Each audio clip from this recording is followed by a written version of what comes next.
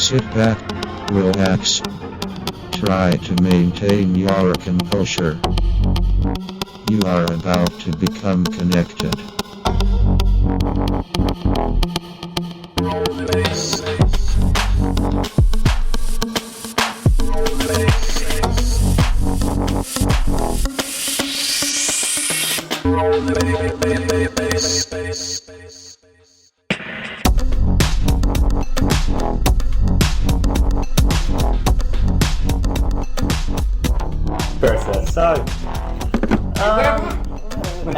And we're back. Have you ever thought about losing those pounds over Christmas? Well, the next segment, we're going to go through everything you need to do to lose those extra kilos. And it's as simple as having this pill or drinking this shake. Or smoking this pipe. Hey, I was going to say that, but I decided not to because, you know. I said it. I think smoking the pipe. I don't know. Whatever society wants to do, whatever society wants to do, they can do. I don't necessarily do it. You're nobody's judge. Necessarily. That's true. Look, I think losing weight is probably pretty difficult. Putting on weight's easy. It's called being maybe lazy. Or maybe just eating the food that's presented to us. Enjoying life. No. Look, it's all about. We were talking about this the other day. It's just like, isn't it funny how we have to go to a gym to work out? You have to go to this place where everyone congregates and they're all like doing workouts near each other, and there's mirrors everywhere, and fucking people are looking at themselves working out, putting on muscle, or like everyone's sweating, and they're all in this enclosed. Depends what gym you go to, because some people are fat. Enclosed. And I'm going to a gym at the moment, and people are huge. Are they? No, not Fitness First South Yarra. You will not. There's not many. I do not see very many fat people. Everyone's hot or gay. Yeah. I need to start going to that. You need to start going. But yes, I would love to rant on about this if you don't mind. Well, go. Please, man. Enlighten us. It's so bizarre how this day and age we have to go to such lengths to keep our body simply fit. It's like we are so backward and not doing what our bodies ask us to in the natural when it evolved. What our evolutionary bodies are asking us to do, we're not giving it to the point where we have to go and spend.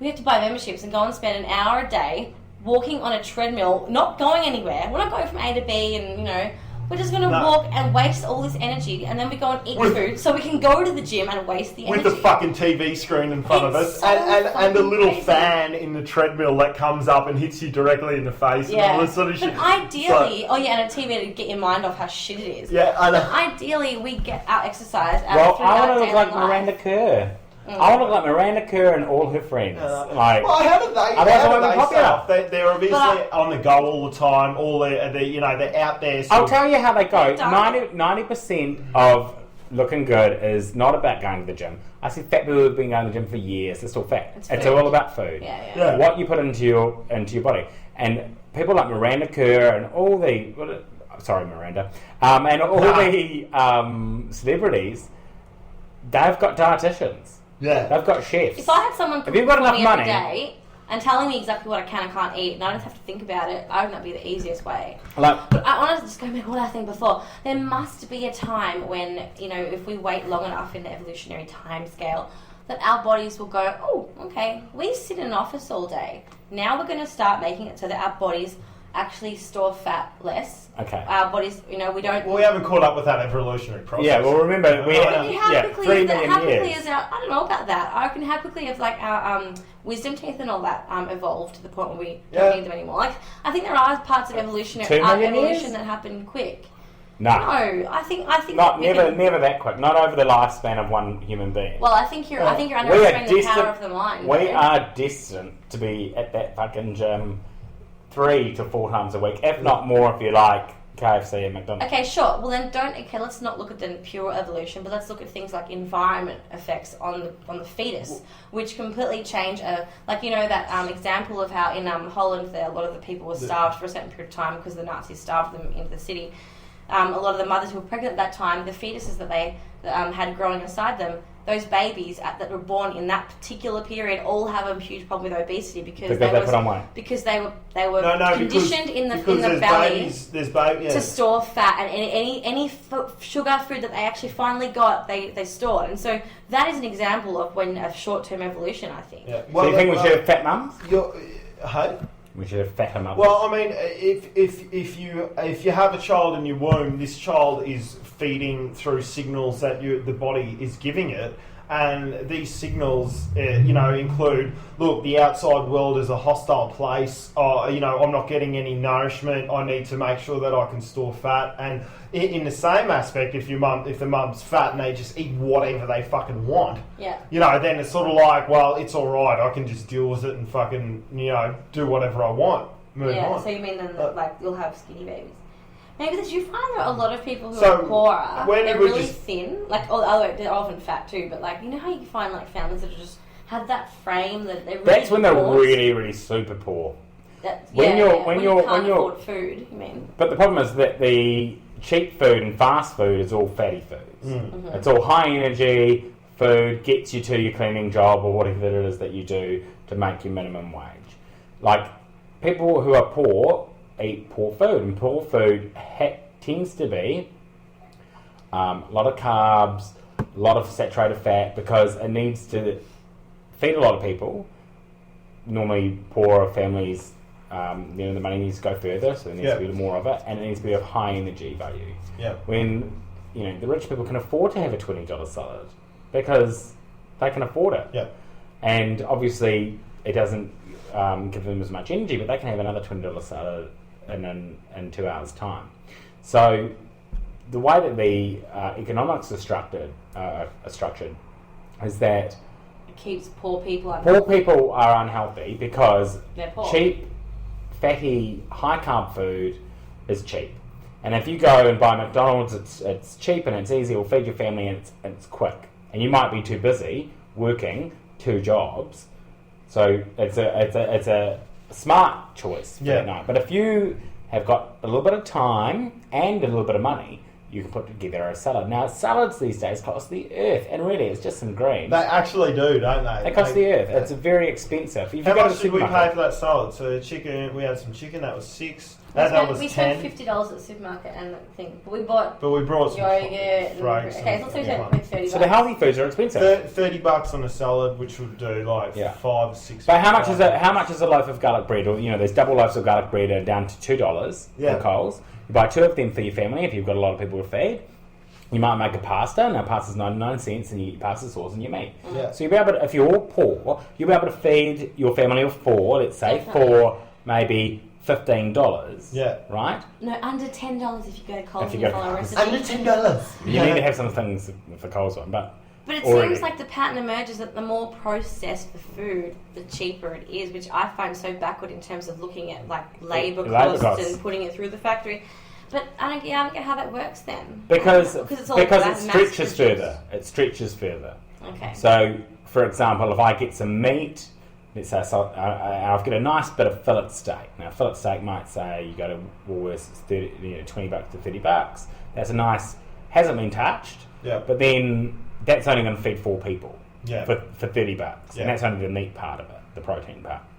But let's say I want to stretch that further. Well, I need to cut it down, or I need to get some more cuts. Then I need to stretch it out with some thickener, maybe make it into a sausage roll, put some pastry onto it. And now I'm feeding 20 people for the same price. So it's nice and cheap for everybody, but is it nutrition? No. Is that as good? No, is there more fat content? Is it high energy enough still? Yes, of course it is. Let's pump sugar into it. Sugar's terrible for people. So eating healthy, and they say everyone should eat healthy. Well, it's an economic thing. Definitely. Can you afford to eat healthy? And of course, people like variety. People don't want to eat iceberg lettuce, an iceberg lettuce with a cucumber and some tomatoes, or some steamed chicken breast every night. People deserve variety, I think. They work just as hard, if not harder, cleaning all the offices of the corporate executives. I keep going to these cleaners, but they're in there late at night doing it. The corporate executive has got his free ride home in his limo back to his nice house with his salad's been put on for him. And if he doesn't like, and let's say he does like to have his pie and stuff, well, he can afford a nutritionist and a personal trainer later down the track. So poor people, or even middle class people, tend to eat fattier, more high energy foods and have less time to burn it off. Yeah, that's right. Definitely. Exactly. And that's lack of education. I actually find it difficult to believe, given my knowledge base of what food does to you, that people don't understand. But I think a lot of people don't know what food does to you. They don't actually have the knowledge of knowing that this food has this in it. This is, this is what it's going to do to me. I think they actually just really don't know. And when you look at things like Jamie Oliver's school, what is it? The shows, you realise the kids have no idea. People have no idea. But you also, you got this box in everyone's home that just tells you, what you should buy, what your kids like for lunch, and what the kids watch it and they go, well, that's what I like and that's what I want to like. And if I don't have that branded thing in my fucking lunchbox, then all the other kids are going to make me feel like shit. The interesting thing about kids too is that I think we're watching a show, and if you were there with me, Sean, where the kids, you have to introduce a flavour to a kid, I think something like 16 times, for them to actually get to a point where they're used to it. And it's not about them disliking or liking the flavour. It's they need to be presented with the flavour enough times for them even to be able to contemplate liking it. Yeah. So that's why I think that, it's all a mental thing with them when they're so young. If they've got influence of advertising and their friends telling them, you do like this flavour, you do like this product, and you hate veggies, it makes such a difference to them because they need to try the fucking thing 16 times to make up their own mind to start with. Yeah, well, I mean, essentially, when we were in America, walking through supermarkets there, I'm like, I don't know what the fuck's going on. There's just all these pretty colours and bright packaging and shit everywhere, and I'm like, all this stuff is just processed crap. How awesome were some of those supermarkets though? Yeah, apart it's just from ridiculous. they for a child in a candy store, I felt like I was... No. They had huge salad areas, huge delis, they say it's processed. It's all... I don't know, with salads and stuff. They say you should walk around the outside of a supermarket. So when you walk into the supermarket, normally in Australia, you've got your fruit and veggies. Yep. Then down the back, you've got your delicatessen, and then you've got your milks and cheeses, and you've got your meats. It is all on the outside. And if you can do a whole trip around the outside without even venturing into the inside, you're probably eating pretty healthy. Yeah. You're probably getting a lot of nutrition, a lot of foods that are not processed, of good quality. Yeah. As soon as you move into those inner aisles of despair, and it'll be the end of the inner aisles though. It's the end of them. They won't put anything good in the middle aisle. And that's all the crap people don't buy. Anyone who does listen to this, and like you just said, Chris, when next time anyone who's listening ventures into the middle aisles, anything that they buy, please look at the ingredients on it. As soon as you see artificial colours, flavours, or preservatives, as soon as you see MSG, flavour enhancer is cancer in a box, as soon as you touch flavour enhancer, as soon as you see any of these things, get the product, put it back on the shelf. Okay. Don't buy it. I actually set your listeners a challenge, Sean. Yeah. Anyone listen to this? This is a challenge. No. Okay, go. What I like is the next time you walk into a supermarket, I only want you to do the outside 3 walls, because obviously the other wall is the checkout. Yeah. So walk in. Don't do the checkout, you'll get chocolate. You're allowed one bit of chocolate. No, you're not. No, go in and pick up a week's worth of groceries from the outside, only from the veggies, only from the meats, and from maybe the dairy, if you're not allergic to dairy. Yeah. But also in the dairy, they also keep other soy products, which are, And almond milk. And almond milk, yeah. But try those, and try it for 1 week, and see how you feel after that moment. If you're filled with more energy. If you're not, go back to your old ways. And let us know on Facebook, our Facebook page, how you went. Please. Yeah. Most Comment. definitely. We're like, this is Tess been saying for a long time. No, let me tell people. Yeah. All right. We have a special podcast coming up. I don't know, I'm probably going to do it maybe a month's time. Might be a while, because I'm going to prepare the shit out of this. Yeah. We're going to walk through the supermarket, and we're going to go through every aisle and just the main categories of things. And we're going to help people get a bit more of an idea of what they're actually buying when they buy it, and just all the different issues surrounding supermarket stuff. So supermarket dominance with different companies like Woolworths and Coles, and how they affect the farmers and the farm gate prices. And then we're talking about different milks and why certain milks are good for you, which one's bad, and fishing and fisheries and which fish are overfished, which aren't. What you should ask at the deli. Can I throw in there? There is an app now that I've got, an application on your iPhone, which you can type